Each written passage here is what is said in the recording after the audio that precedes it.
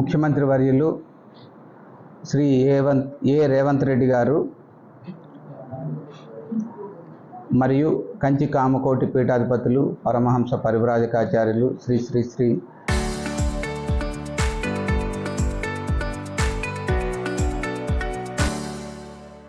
శంకర విజయేంద్ర సరస్వతి స్వామివారు ఈ నెల 23వ తారీఖు అంటే ఎల్లుండి ఉదయం 9:37 టెంపుల్ సిటీ నందు శ్రీ లక్ష్మీ నరసింహస్వామి వేద పాఠశాల శంకుస్థాపన చేస్తారు. దాంతోపాటుగా 4 ఇతర అభివృద్ధి కార్యక్రమాల్లో కూడా శంకుస్థాపన చేయడం జరుగుతుంది. ఈ 4 అభివృద్ధి కార్యక్రమాలు ఏమిటంటే, ఒకటి స్వామివారి కళ్యాణ మండపం, రెండవది దీక్షాపరుల సదనం, మూడవది వైకుంఠ ద్వారం నుంచి పై వరకు గల మెట్లకి పైన కప్పు నిర్మించడం, నాలుగవది ఈ వాయువ్య దిశలో మాడ వీధులకి మెట్ల మార్గం నిర్మించటం. ఈ 4 కూడా మనం చేపట్టబోయే కార్యక్రమాలు. వేద పాఠశాలతో కలిపి మొత్తం 5 కార్యక్రమాలు ఉంటాయి. ఈ మొత్తం అంచనా విలువ 100 కోట్ల రూపాయలు.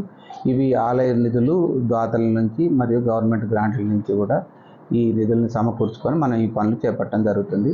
ఈ పనులు నేను అనుకోవడం 1-2 నెలల్లోనే ప్రారంభం అవుతాయి. టెండర్లు అవన్నీ పూర్తి, మిగతా టెక్నికల్ ఇవన్నీ పూర్తి అయిన తర్వాత పనులు మనం చేసుకొని సాధ్యమైన తొందర లోపల నిర్మాణాలకి అవధులు పెట్టుకొని దాని ప్రకారంగా మనం చేపట్టడం జరుగుతుంది. కాబట్టి మీ ద్వారా ప్రజలందరికీ తెలియజేసేది ఏంటంటే, ఈ కార్యక్రమాల్లో పాల్గొని కార్యక్రమాన్ని విజయవంతం చేయాలని చెప్పి కోరుకుంటున్నాను.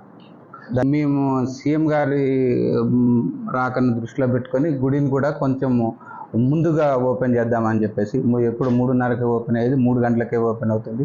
అభిషేకాలు 5:15కి స్టార్ట్ అయ్యేది 5 గంటలకి స్టార్ట్ చేస్తాము.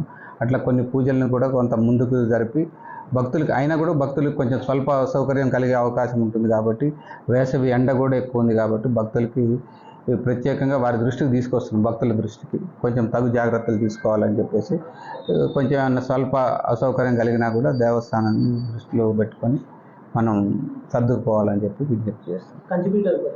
ఈ గణపతి స్వామి వారు రేపు మధ్యాహ్నం 1 గంట ప్రాంతంలో మన దగ్గరికి రావడం జరుగుతుంది కాళేశ్వరం నుంచి. తర్వాత వారు కొంచెం సేపు విశ్రాంతి తీసుకున్న తర్వాత 4-4:30 ప్రాంతంలో నరసింహస్వామి వారి గుడికి వెళ్ళడం, దేవాలయానికి వెళ్ళడం జరుగుతుంది. అక్కడ ప్రత్యేక పూజలు నిర్వహిస్తారు.